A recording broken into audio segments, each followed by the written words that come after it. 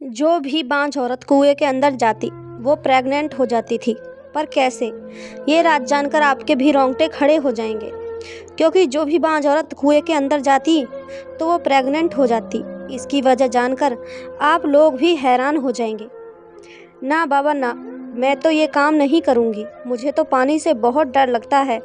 अब भला संतान की खातिर कुएं में कौन उतरता है? जिसे भगवान ने संतान देनी होती है वैसे ही उसे दे देता है।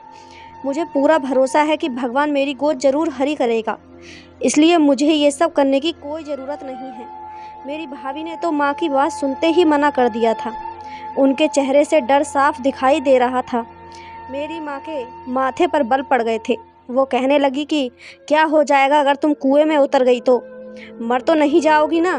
तुमने खुद अपनी आंखों से देखा है कि हमारी पड़ोसन सीमा की बहू पिछले 5 सालों से उनके संतान नहीं हो रही थी। अब जब वो कुएं में अंदर गई तो भगवान ने उसे 3 बेटे दे दिए, लेकिन भाभी ने अब भी नहीं में अपना सर हिला दिया। वो कहने लगी इसमें कुएं का कोई कमाल नहीं है, बल्कि भगवान ने ही उस लड़की की किस्मत में संतान का सुख लिखा होगा, तभी तो उसे 3-3 बेटे दे दिए। भाभी की बात सुनकर माँ का पारा चढ़ गया। वो कहने लगी इन चीज़ों में भगवान की कोई कृपा नहीं होती है। तुम जैसे नास्तिक लोग क्या समझो? जो लड़कियां शहर से शादी करके आती हैं वो तो गांव वालों को बेवकूफ़ समझती हैं। तुम भी अपने दिल में यही सोच रही होगी कि तुम्हारी सास को क्या पता है ये सब, तो यूं ही बातें बनाती हैं। मगर ऐसा नहीं है। इन चीज़ों में भगवान का खास आशीर्वाद होता है, भगवान की खास नज़र होती है। अगर मैं तुम्हें सच बताऊं तो मेरा तो बिल्कुल भी दिल नहीं था कि मैं अपनी बहू शहर से लेकर आऊं।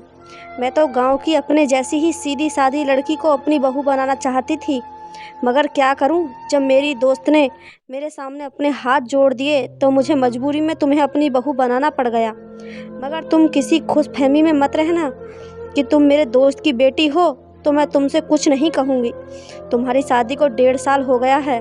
अगर तुम मुझे अब भी पोता नहीं दे पाई तो मैं तुम्हें यहाँ से चलता कर दूँगी और अपने बेटे के लिए गांव की ही कोई सीधी सादी लड़की लेकर आऊँगी। मेरे बेटे के लिए रिश्तों की कोई कमी नहीं है। माँ इतना कहकर अपने पैर पटकती हुई कमरे से बाहर निकल गई थी। भाभी की आंखें आंसुओं से भर गई थी। मुझे उनकी तरफ देखकर बहुत ज़्यादा दुख हो रहा था। वह बहुत सीधी सादी और मासूम सी लड़की थी, मगर मेरी माँ सुबह शाम उन्हें ताने देती और कोसती रहती थी, जिसकी वजह सिर्फ यही थी कि वो शहर से आई थी, जबकि हम लोग गांव के रहने वाले थे। शाम को जब भाई अपने काम से वापस आए तो माँ ने भाभी को डराने के लिए उनसे भी कह दिया, विवेक, तुम दोनों पति पत्नी के पास बस 2 महीने का ही समय है। अगर तुमने इतने समय में मुझे खुशखबरी दे दी तो ठीक है, वरना फिर मैं तुम्हारी दूसरी शादी करवा दूंगी। माँ की ये बात सुनकर विवेक भाई बहुत ज़्यादा परेशान हो गए। कहने लगे, माँ आप कैसी बातें कर रही हैं? मेरी पत्नी वीरा में किसी चीज़ की कोई कमी नहीं है। भगवान की कृपा से बहुत ज़्यादा खूबसूरत और पढ़ी लिखी है, समझदार है।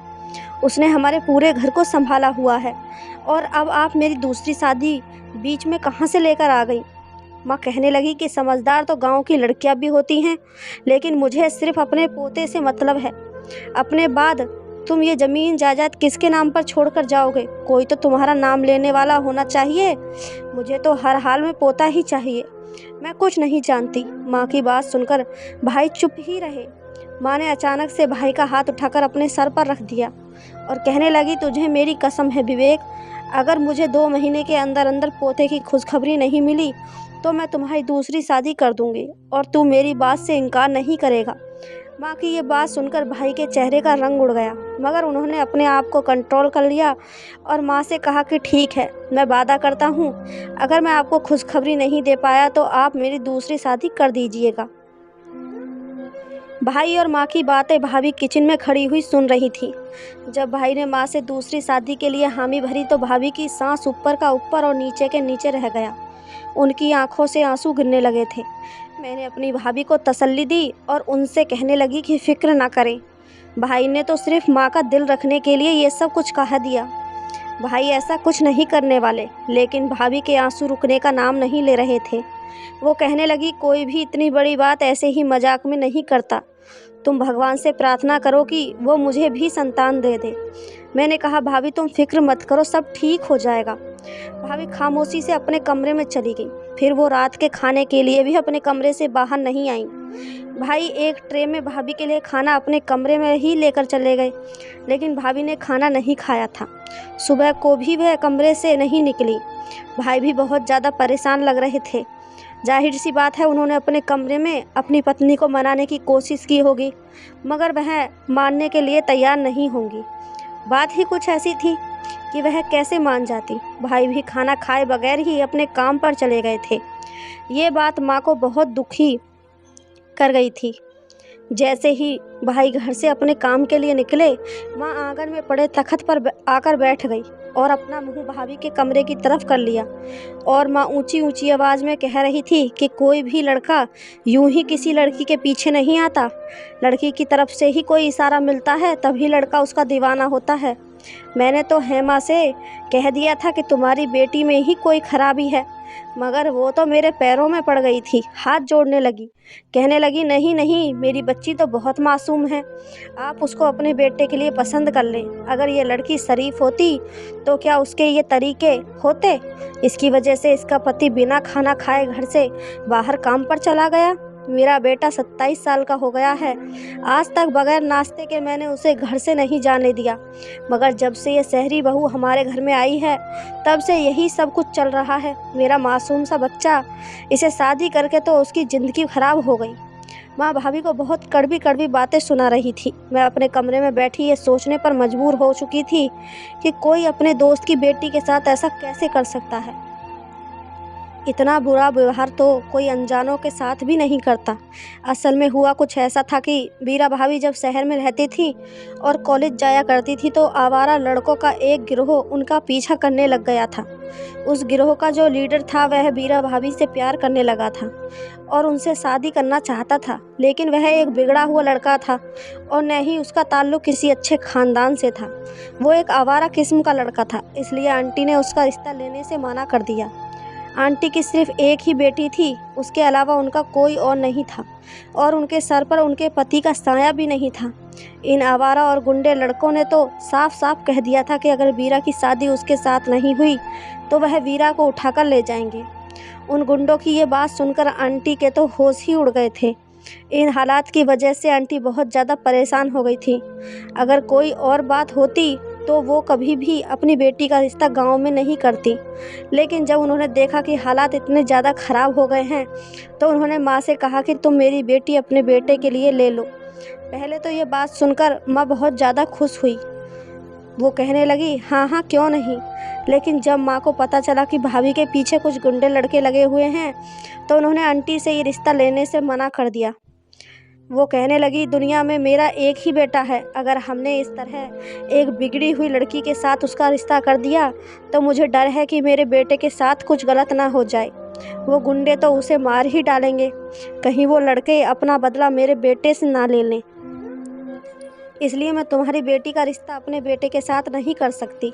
आंटी ने मेरी माँ के आगे अपने हाथ जोड़ दिए थे, उनके पैरों में बैठ गई थी। कहने लगी तुम मेरी बेटी का रिश्ता ले लो, नहीं तो उसकी ज़िंदगी बर्बाद हो जाएगी। पता नहीं वो गुंडे उसके साथ क्या करेंगे।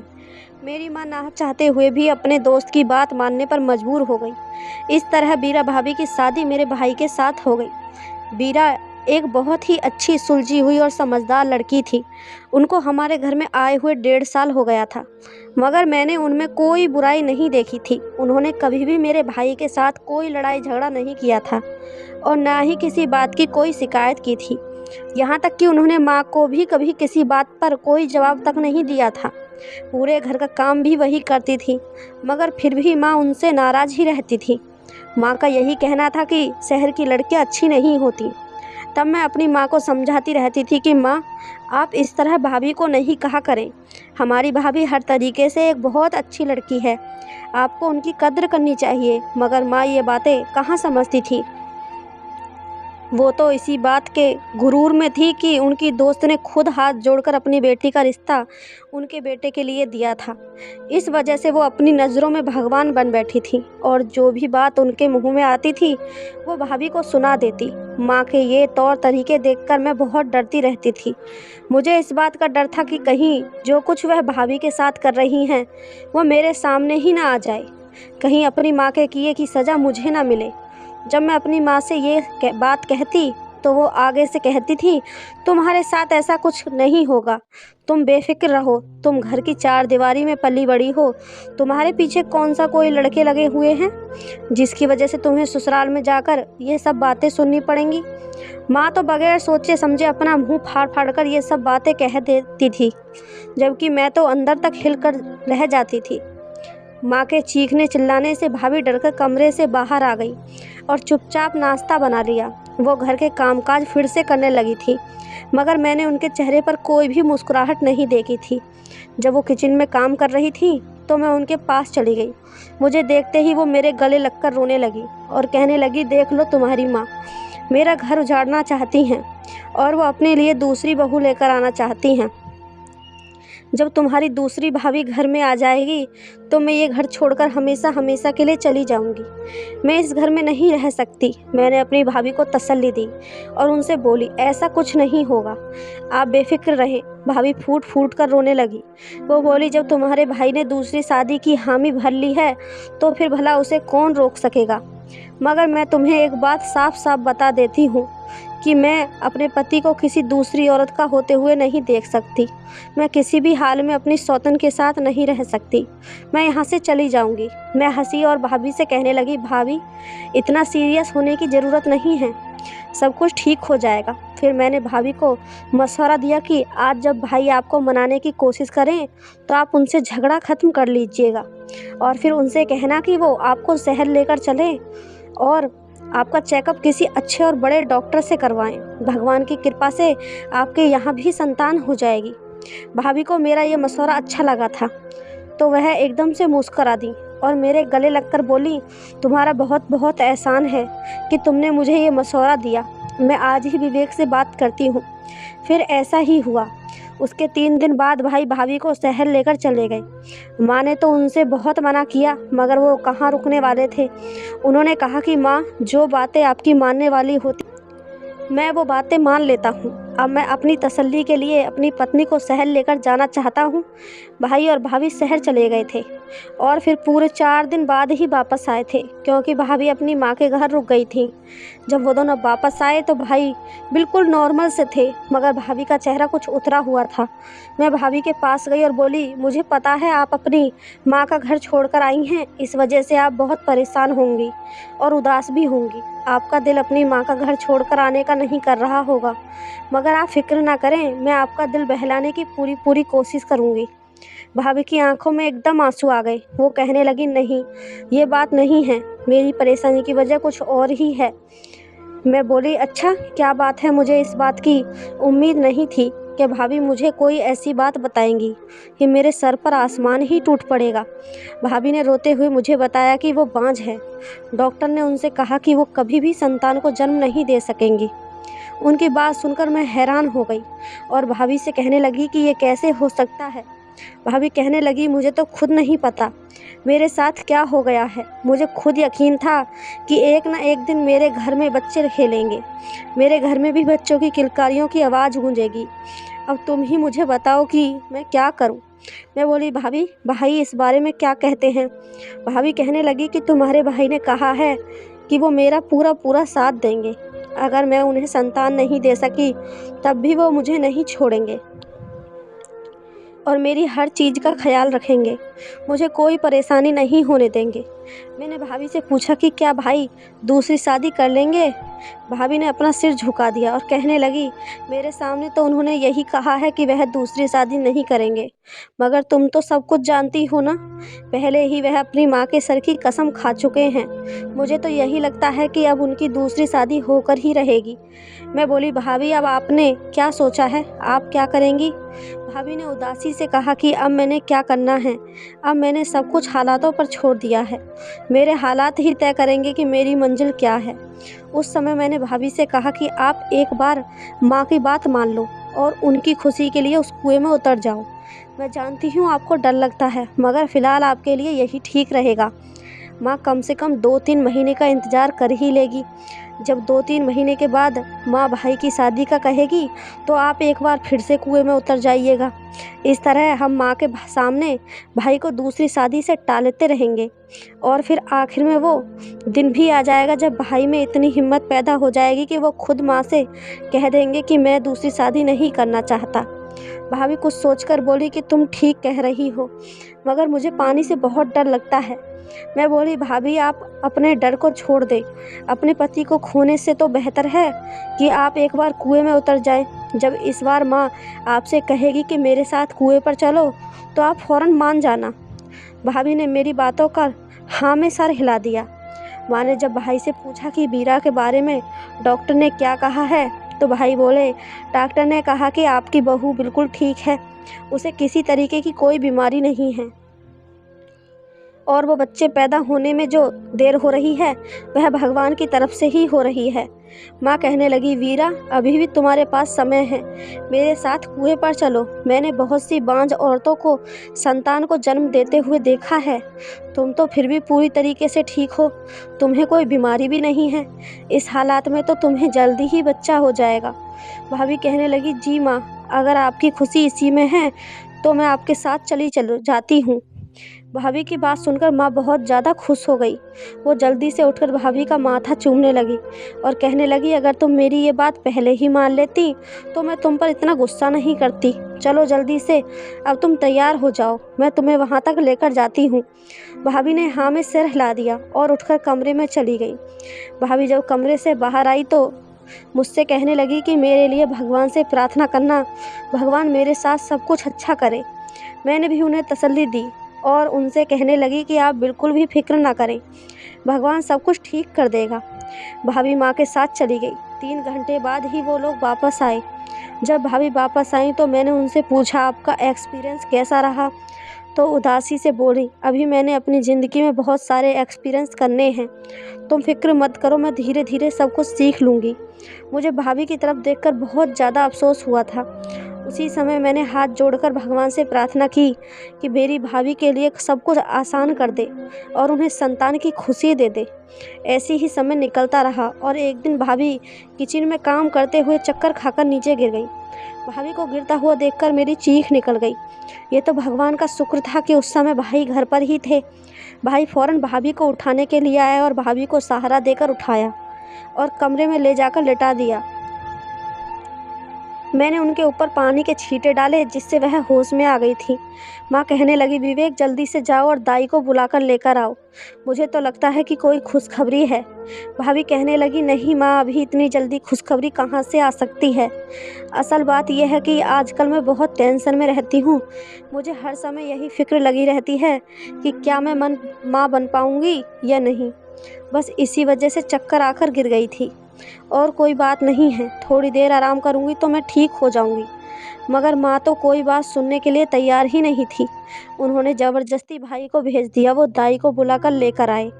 दाई ने जब भाभी को चेक किया तो वो कहने लगी, मुबारक हो, तुम्हारी बहू माँ बनने वाली है, वो उम्मीद से है। ये खबर सुनकर मैं और भाभी और भाई तीनों दंग रह गए थे, जबकि माँ खुशी से फूली नहीं समा रही थी। उन्होंने जल्दी से अपने पास से 500 रुपये निकालकर भाई के हाथ में रखे और कहने लगी, जाओ इन पैसों से मिठाई लेकर आओ, मैं पूरे गांव में मिठाई बांट दूंगी। भगवान ने मुझे इतने दिनों बाद खुशखबरी दी है। लेकिन भाई ने नहीं में सिर हिला दिया और कहने लगे, माँ मुझे आजकल इन दाई पर यकीन नहीं है, इसलिए आप इतनी खुशी न मनाएं। आज के दौर में तो दाई का भरोसा ही नहीं है। जब वीरा आपसे कह रही है कि वो माँ बनने वाली नहीं है तो फिर ऐसा ही होगा। अब अगर आप पूरे गांव में मिठाई बांट देंगी तो सब हमारा मजाक उड़ाएंगे।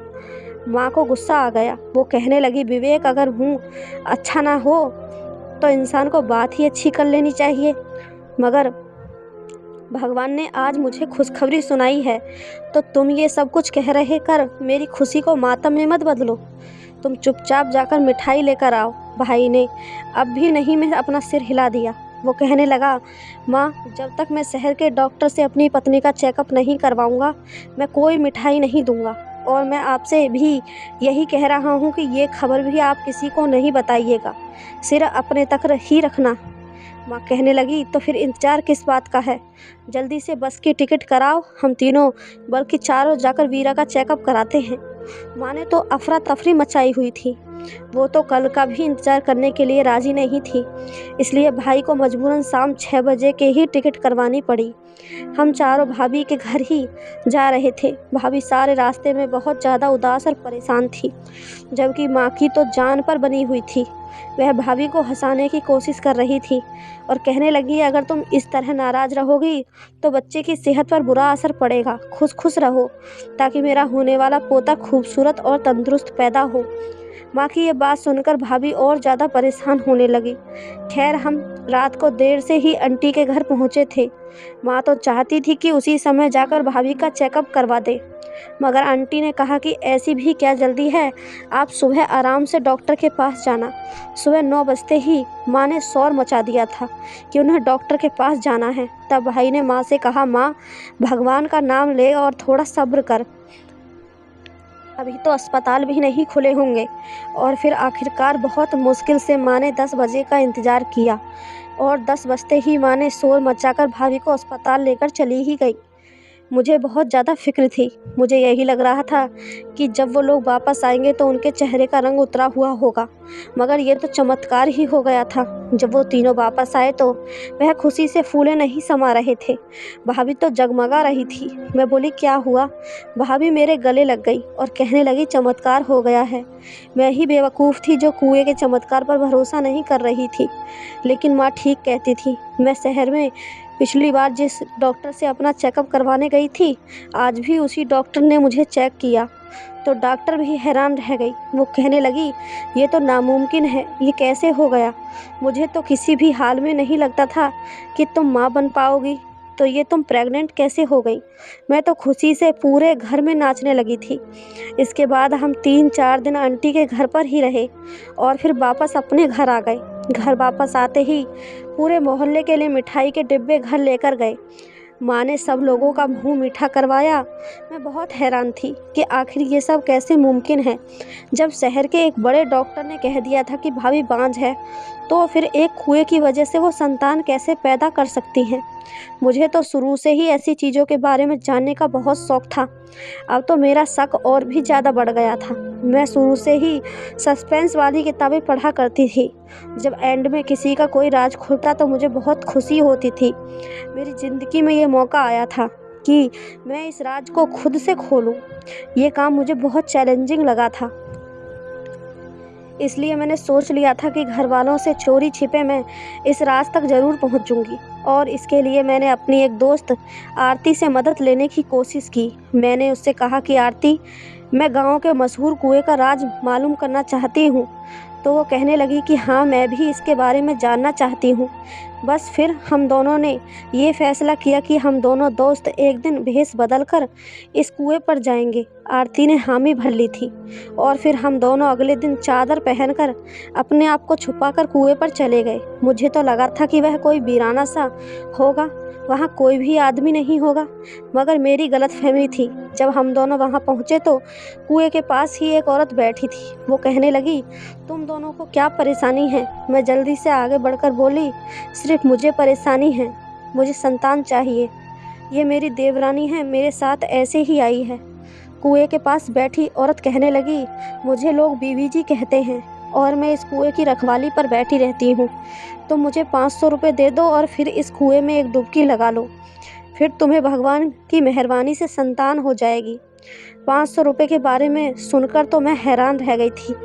मेरे पास इतने पैसे नहीं थे, मगर मेरी दोस्त आरती ने अपने पर्स से 500 रुपये निकाल कर उस औरत को दे दिए और फिर उस औरत ने मुझे इस कुएं में उतरने की इजाज़त दे दी।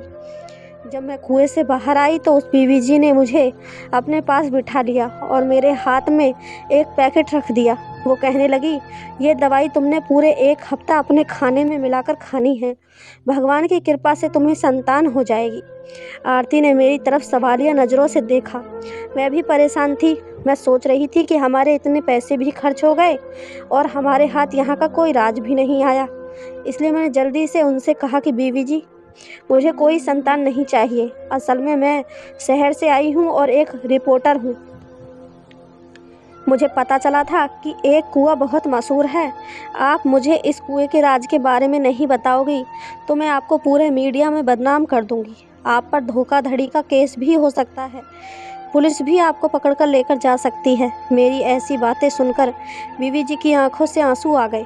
वो कहने लगी, भगवान के लिए मेरे साथ इतना बड़ा जुल्म मत करना, मैं तुम्हें सब कुछ सच बता दूंगी। फिर उस औरत ने जो कुछ भी हमें बताया वो बहुत दुख की बात थी। वो औरत हमारे गांव की नहीं थी, बल्कि दूसरे गांव से आई थी। वहाँ पर ही उसका पूरा खानदान रहता था, मगर वहाँ पर बाढ़ आ गई थी और सब कुछ बहाकर ले गई। उसके माता पिता भी उस बाढ़ में बहकर चले गए। सारे रिश्तेदार भी खत्म हो गए और जो उसके घर की ज़मीन थी उस पर भी गांव के चौधरी लोगों ने कब्जा कर लिया था। उस लड़की के पास रहने के लिए अब कोई भी ठिकाना नहीं था और ना ही कोई रिश्तेदार बचा था। वो अकेली रह गई थी। वो जगह जगह मारी मारी फिर रही थी और फिर इस तरह वह हमारे गांव में आ गई। मगर यहाँ भी लोगों ने 2 वक्त की रोटी देने के बाद उसके मुंह पर अपने दरवाजे बंद कर दिए। वो सर पर छुपाने की तलाश में इस कुएं तक जा पहुंची थी। यहाँ वह रहने लगी थी, मगर उसे अपना पेट पालने के लिए कुछ खाने की भी चीज़ चाहिए थी, मगर उसके पास पैसे नहीं थे। तो फिर वो कहाँ से अपने खाने पीने का इंतज़ाम करती। वो लड़की एक हकीम ख़ानदान से ताल्लुक़ रखती थी। उसके बाप दादा बहुत ही बड़े और मशहूर हकीम थे। उसने लोगों को पहले अपनी दवाई देकर कमाना चाहा, मगर लोगों ने उसकी तरफ कोई ख़ास ध्यान नहीं दिया। तब उसने सोचा क्यों ना वो इस गांव के कुएं के बारे में ये बात फैला दे कि जो भी बांझ औरत इस कुएं में उतरेगी वो संतान वाली हो जाएगी। और फिर उसने इस कुएं को चमत्कार ही कहकर लोगों को अपनी तरफ ध्यान देने पर मजबूर कर दिया। और फिर वही हुआ, उसने पूरे गांव में मशहूर कर दिया कि इस कुएं पर भगवान का आशीर्वाद है और जो भी औरत इसमें डुबकी लगाएगी वो प्रेग्नेंट हो जाएगी। फिर जब कोई औरत इस कुएं में डुबकी लगाने आती, ये उसे अपने हाथ की बनी हुई दवाई खाने के लिए दे देती। दरअसल वह जड़ी बूटियां थीं जिनसे औरत के अंदर की तमाम बीमारियां ख़त्म हो जाती और उसके शरीर की सारी बीमारियों का इलाज हो जाता। क्योंकि इंसान तो प्रार्थना कर सकता है, दवा कर सकता है, लेकिन असर तो भगवान को ही करना होता है। फिर वो ही हुआ कि बीवी जी के हाथ में भगवान ने करामात रख दी। वो जिसको भी वो जड़ी बूटियों वाली दवाई देती उसके यहाँ संतान हो जाती और लोग यही समझते रहे कि इसमें कुएं का कोई करिश्मा है। अब वो लोग भी बीवी के पास आने लगे थे, जो हकीम का सुनकर कभी नहीं आते थे। इस तरह बीवी जी मेहनत से कमाकर अपना गुजारा कर रही थी। उसने बहुत सी औरतों की मदद की थी। मैंने जब उनकी सारी बातें सुनी तो मैं उनसे बोली कि बीवी जी आप फिक्र ना करें, हम आपका राज ही रखेंगे। आपका ये राज कभी कोई नहीं जान सकेगा। उसने हमारा शुक्रिया अदा किया और हम दोनों वापस घर आ गए। हम यह सोचने पर मजबूर हो गए थे, इस औरत ने कितनी खूबसूरती के साथ गांव की औरतों की बीमारियों को ठीक कर दिया था और अपनी रोजी रोटी का इंतजाम भी कर लिया था। इस औरत की वजह से मेरी भाभी तलाक से बच गई थी। अब तो मैं हर औरत को यही विश्वास मशवरा देती थी कि वो भी उस कुएं के पास जाएं, क्योंकि इस कुएं में भगवान का आशीर्वाद है। मेरी बातें सुनकर मेरी माँ भी हंस देती और कहती, देखा ना, तो मेरी बात मान ही गई। माँ की बात सुनकर मैं खामोश हो जाती, क्योंकि मैंने कोई भी बात बगैर सच्चाई जाने नहीं मानी थी।